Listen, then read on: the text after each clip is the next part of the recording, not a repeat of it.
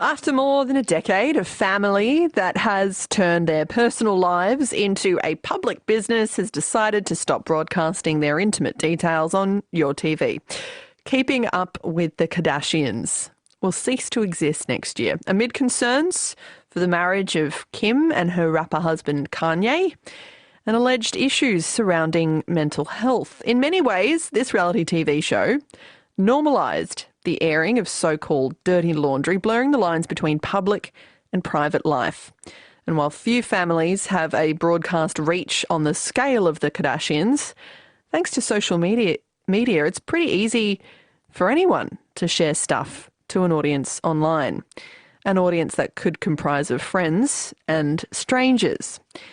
But what if this public sharing of personal problems creates problems within your relationship? Have you ever seen a couple sharing details of their marriage breakdown on your social media feed? What about a husband talking about the mental health struggles of his wife and vice versa, maybe as part of a plea for help? I once saw a friend post about his struggles on Facebook, and when I checked in, I found that he was sharing online while avoiding sharing with his wife. So what can you do? If you're in a relationship that's affected by mental health issues, what can you do? How do you handle it? And how can you help? Nahum Kozak is a psychologist who specialises in couples counselling. Nahum, I'm so glad you can join us today. And I don't want to get into the nuts and bolts of the Kardashians, but do you see people who are in relationships with people struggling mentally that do share details of their struggles online? Yes, I do. And people feel lots of different ways about that. So sometimes if you're supporting someone who has a mental illness of some kind, sometimes you're in distress yourself and just need to reach out and vent, or you might be reaching out to seek help yourself. And it can be hard to know how to do that sometimes. Yeah, it can be hard to know, and especially as the message so often seems to be that you should talk about your problems, but it's maybe not so clear where you should talk about their problems. I mean, do you recommend sharing intimate details on social media? Look, if everybody is consenting, that's fine. But sometimes you run into a situation where someone's sharing or divulging something that is a bit more personal than their partner would want online, which runs a risk of feeling like a betrayal to the person who hasn't consented to things being shared. And I suppose you can share things, publicly, or you can, it's quite different to share something publicly than to, in a direct message to someone else say, hey, I'm really distressed at the moment, can you help? So there's different things that people can feel, but betrayed by, if that makes sense. Yeah, it does. And especially just today at the moment, there's a warning for parents to be extra mindful of the social media content their children are consuming, because a video featuring a fatal mental health issue is being shared on popular platforms. Social media does seem to have become a place where people put all manner of their lives out there.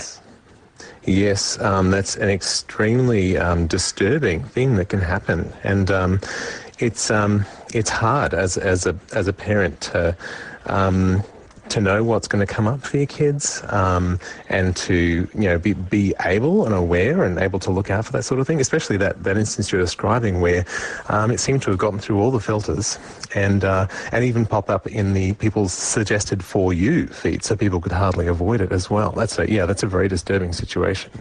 It is very disturbing. So just to be mindful of your children's social media at the moment, mums and dads. 10 minutes to 2, ABC Radio Brisbane and Queensland. I guess returning, Nahum, to the central focus of our discussion this afternoon, couples who are maintaining relationships, albeit ones that are affected by mental health concerns.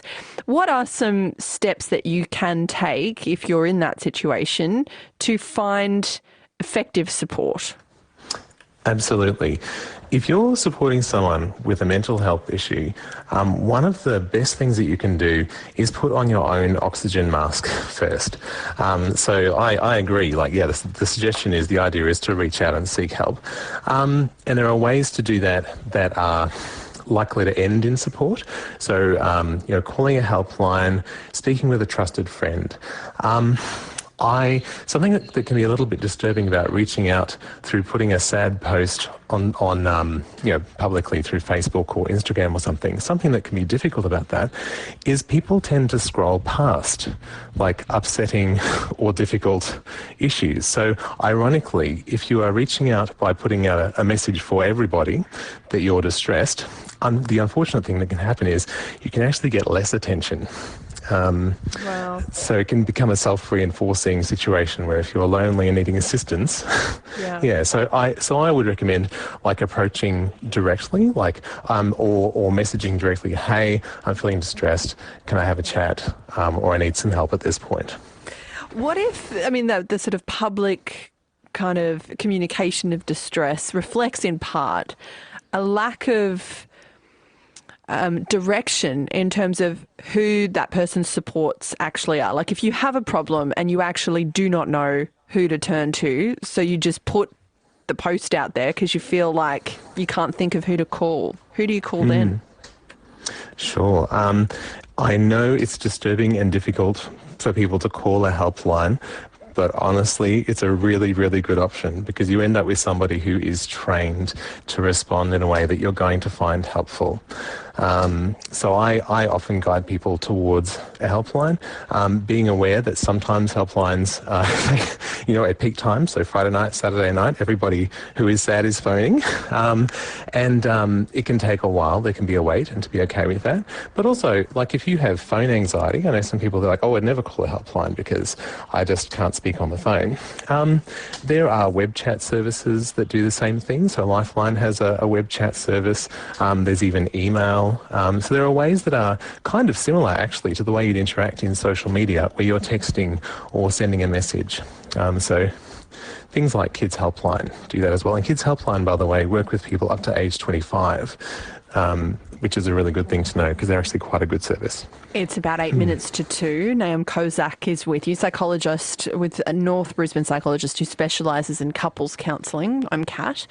Nahum, let's return to the scenario where you've got a couple and one or both parties in that couple is affected by mental health illness. What are some other pertinent pieces of advice that you'd care to offer anyone in that situation, especially if the mental health challenge isn't something they've dealt with before? Maybe it's a period of depression brought on by job loss, for example. Absolutely. Communication is really key. Humans are communal. We're a communal species, and there are lots of things in life that we can't deal with on our own, and we do need other people. So if you're in a couple where your partner is struggling with mental illness, turning that into something that you struggle with together. So something I really liked about Kim Kardashian's post was that they're facing it together. They love him. The problem that he's suffering from is something that they are working on together. And I think if you can make the issue something that actually draws you close together because you're working on it together, that can be really helpful for people. So I know a couple who, they weren't my clients, but I heard about this case study where one of them was really struggling with depression, and of course it was causing all sorts of difficulties. In their case, it ended up that the partner who wasn't struggling with depression was always doing the dishes. And they turned that into something that was a struggle they both had, to the point where they were joking oh my gosh, well maybe it's depression's turn to do the dishes. They made depression this third party that they could kind of have a shared perspective on.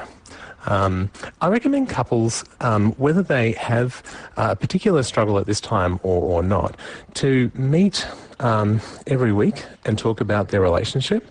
And the way I suggest that people do that is talk about 2 or 3 things that are working really well in your relationship that you appreciate, and then, without focusing on it a huge amount, one thing you want to tweak to do a bit differently in the coming week. And that seems to be, so that's called a State of the Union meeting. That's something that Yeah, like that I've seen recommended on mental health blogs written by people with bipolar, for instance, saying, look, something I do is meet with my partner. I'm like, hey, that's a State of the Union. I know that. I'm a couples therapist. Oh, wow. But yeah. The other thing to consider is the way in which medication can affect you. If we're talking about couples who are facing a mental health challenge together, there is every chance that medication may be involved, and that could really impact on the relationship. What are some of the challenges that you commonly see there, Nahum, and any ideas about how to handle those? Sure. I'm going to come back to communication just being so important. So medication... So yeah, your GP or your psychiatrist might recommend a particular course of medication, and they might say something like, look, this works really well for 75% of people with this problem. We're just going to try you off on a low dose to see if it works for you. And, and lo and behold, if you're in the 25% where it may do nothing, or it may actually make you feel quite dull and disconnected from, your feelings or whatever, like some of those responses that people don't like, that can become an extra pressure. I think in that kind of instance, something that some couples find relieving is to think, well, hang on, this is just the medication. Let's try and see this through and, make sure that we stay in touch with our, psychiatrist or GP about what we're doing with medication. Instead of going, oh my goodness, this is about my relationship, or oh my goodness, this is about me, I'm a terrible person. I think being able, with medication, knowing that there are different ways that we can respond to it, because we all have different physiology, and being aware, hang on, this is that thing over there. We are going okay, but that's a real struggle. Yeah. And finally, support groups, group therapy, could that be of use as well? Definitely. And I know a number of people, for instance, who found wonderful support through Alcoholics Anonymous, where they are able to, goodness, you can even Zoom into AA these days with your camera off if you're really shy, and just listen to other people talk and hear other people who have the same struggle. Just knowing that other people have a similar struggle to you, whatever you're experiencing, you're not alone, you're not the only person with this issue, can be a huge relief. And of course, I'll recommend reaching out to a psychologist. So I'm one of a bunch of psychologists at North Brisbane Psychologists, or Googling find a psychologist using the Australian Psychological Society app. A great way is to seek support. Nahum, always a pleasure. Thank you for your time. Thanks for having me. Nahum Kozak is a psychologist specialising in couples counselling at North Brisbane Psychologists.